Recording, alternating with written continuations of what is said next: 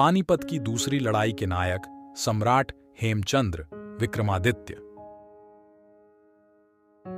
निःसंदेह हेमू अथवा सम्राट हेमचंद्र विक्रमादित्य दिल्ली के सिंहासन पर बैठे अंतिम हिंदू सम्राट थे। उन्होंने अति साधारण परिवार में जन्म लेकर भारत को स्वतंत्रता के लिए शानदार कार्य किया था।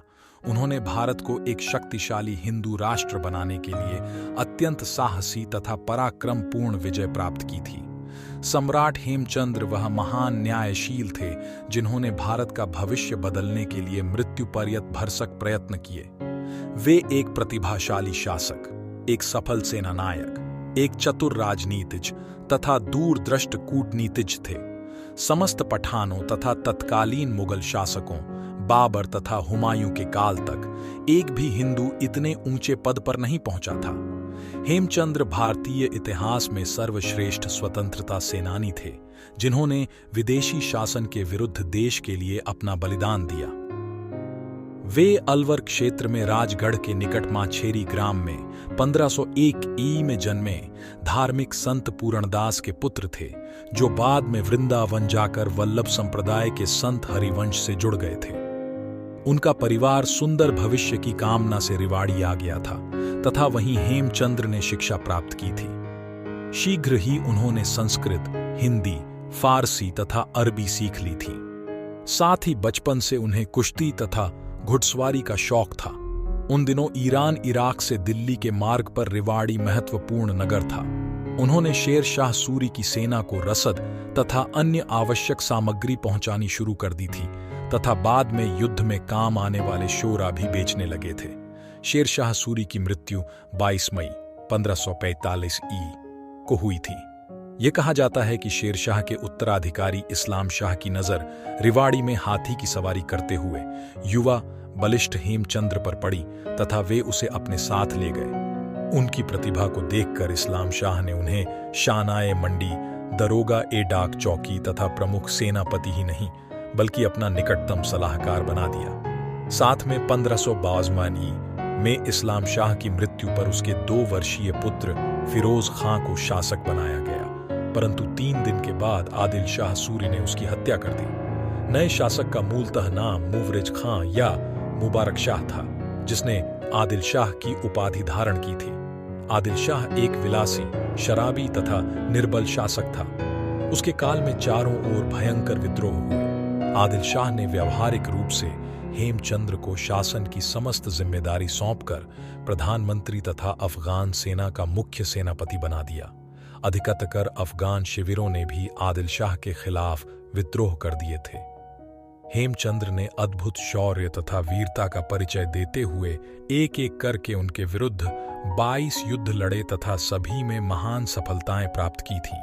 यह भारत के इतिहास का एक स्वर्णिम पृष्ठ था, जहां हेमचंद्र के कट्टर विरोधी अकबर के प्रसिद्ध चाटुकार अबुल फजूल तथा तत्कालीन इतिहासकार बदायूं ने उनके जीवन तथा व्यक्तित्व के संदर्भ में एक से बढ़कर एक अपमानजनक टिप्पणियां की। हाँ, दोनों ने हेमचंद्र की सैनिक प्रतिभा तथा विजयों की मुक्त कंठ से प्रशंसा की। उसने एक एक करके आदिल शाह के सभी शत्रुओं को पराजित कर दिया। 1536 ई में जब बाबर का ज्येष्ठ पुत्र हुमायूं पुनः भारत लौटा तथा उसने खोये साम्राज्य पर अधिकार करना चाहा, आदिल शाह स्वयं तो चुनार भाग गया और हेमचंद्र को हुमायूं से लड़ने के लिए भेज दिया। इसी बीच 26 जनवरी 1586 ई को अफीमची हुमायूं की, जो जीवन भर इधर उधर भटकता तथा लुढ़कता रहा, सीढ़ियों से लुढ़क कर मौत हो गई। हेमचंद्र ने इस स्वर्णिम अवसर को न जाने दिया।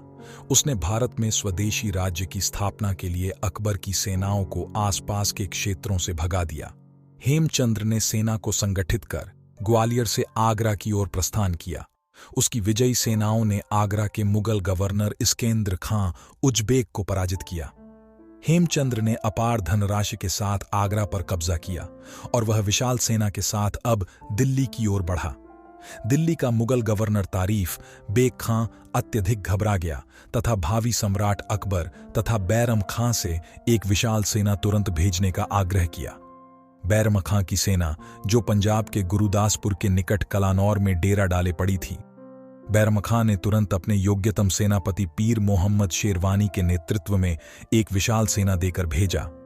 भारतीय इतिहास का एक महान निर्णायक युद्ध 6 अक्टूबर 1586 तुगलकाबाद में हुआ, जिसमें मुगलों की भारत विजय हुई। लगभग 3000 मुगल सैनिक मारे गए थे। आखिर 7 अक्टूबर 1556 को भारतीय इतिहास का वह विजय दिवस आया जब दिल्ली के सिंहासन पर सैकड़ों वर्षों की गुलामी तथा अधीनता के बाद हिंदू साम्राज्य की स्थापना हुई। विश्व प्रसिद्ध इतिहासकार डॉक्टर R.C. मजूमदार ने इसे भारत के इतिहास के मुस्लिम शासन की अद्वितीय घटना बताया। वस्तुतः यह महान घटना समूचे एशिया में दिल दहलाने वाली थी। आश्चर्य तो यह है कि मुस्लिम चाटुकार दरबारी इतिहासकारों तथा लेखकों से न्यूयाचित प्रशंसा की अपेक्षा तो नहीं थी, बल्कि विश्व में निष्पक्षता तथा नैतिकता का ढोल पीटने वाले किसी भी ब्रिटिश इतिहासकार ने हेमचंद्र की वीरता एवं शौर्य के बारे में एक भी शब्द नहीं लिखा। संभवतः इससे उनका भारत पर राज करने का भावी स्वप्न पूरा न होता। वस्तुतः यह किसी भी भारतीय के लिए, जो भारत भूमि को पुण्य भूमि मातृभूमि मानता हो, अत्यंत गौरव का दिवस था। हेमचंद्र का राज्याभिषेक भी भारतीय इतिहास की अद्वितीय घटना थी। भारत के प्राचीन गौरवमय इतिहास से परिपूर्ण पुराने किले, पांडवों के किले में हिंदू रीति रिवाजों के अनुसार राज्याभिषेक था। अफगान तथा राजपूत सेना को सुसज्जित किया गया। सिंहासन पर एक सुंदर छतरी लगाई गई। हेमचंद्र ने भारत के शन्नुओं पर विजय के रूप में शिकारी विजेता की भांति विक्रमादित्य की उपाधि धारण की। नए सिक्के गढ़े गए। राज्याभिषेक की सर्वोच्च विशेषता सम्राट हेमचंद्र विक्रमादित्य की घोषणाएं थीं, जो आज भी किसी भी प्रबुद्ध शासक के लिए मार्गदर्शक हो सकती हैं। सम्राट ने पहली घोषणा की कि भविष्य में गोहत्या पर प्रतिबंध होगा तथा आज्ञा न मानने वाले का सिर काट लिया जाएगा।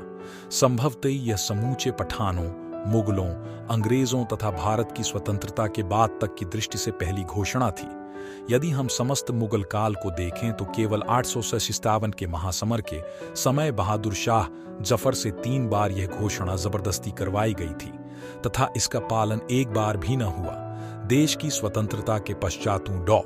राजेंद्र प्रसाद ने ऐसे 3000 पत्रों व तारों को देश के प्रथम प्रधानमंत्री पंडित नेहरू को भेजते हुए आग्रह किया था कि भारत का पहला कानून 5 अगस्त 1947 को गोहत्या बंदी के बारे में होना चाहिए।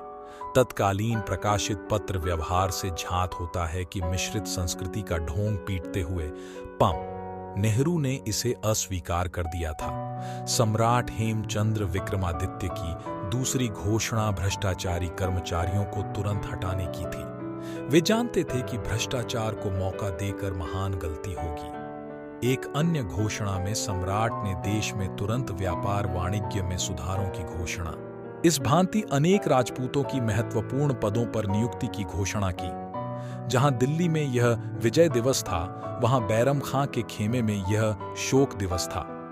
आगरा, दिल्ली, संभलपुर तथा अन्य स्थानों के भगोड़े मुगल गवर्नर अपनी पराजित सेनाओं के साथ मुंह लटकाए खड़े थे। अनेक सेना नायकों ने हेमचंद्र के विरुद्ध लड़ने से मना कर दिया था। वे बार बार काबुल लौटने की बात कर रहे थे, परंतु बैरम खां इस घोर पराजय के लिए तैयार न था। आखिर 5 नवंबर 1526 ईस्वी को पानीपत में पुनः हेमचंद्र व मुगलों की सेनाओं में टकराव हुआ। प्रत्यक्ष दृष्टों का कथन है कि हेमचंद्र के दाईं और बाईं ओर की सेनाएं विजय के साथ आगे बढ़ रही थीं। केंद्र में स्वयं सम्राट सेना का संचालन कर रहे थे, परंतु अचानक आंख में एक तीर लग जाने से वे बेहोश हो गए। देश का भाग्यपूर्ण बदला गया। हेमचंद्र को बेहोश हालत में ही सिर काट कर मार दिया गया। उनका मुख काबुल भेजा गया तथा शेष धड़ दिल्ली के एक दरवाजे पर लटका दिया गया।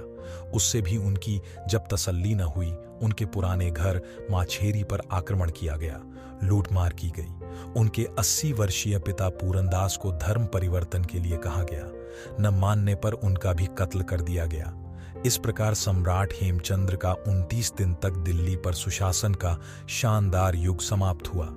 वस्तुतः सम्राट हेमचंद्र विक्रमादित्य भारत के गगन में एक पुच्छल तारे की भांति थे, जो चमके, दमके, धधके तथा विलीन हो गए। उन्होंने तत्कालीन देश की युवा पीढ़ी का भी मार्गदर्शन किया, जिसे रानी दुर्गावती, महाराणा प्रताप, वीर शिवाजी तथा गुरु गोविंद ने आगे बढ़ाया। आज महत्ती आवश्यकता है कि उस महापुरुष का जीवन भारतीय इतिहास की पाठ्य पुस्तकों का अंग बने। दोस्तों, जाते जाते वीडियो लाइक और सब्सक्राइब करके जाना। जय भारत।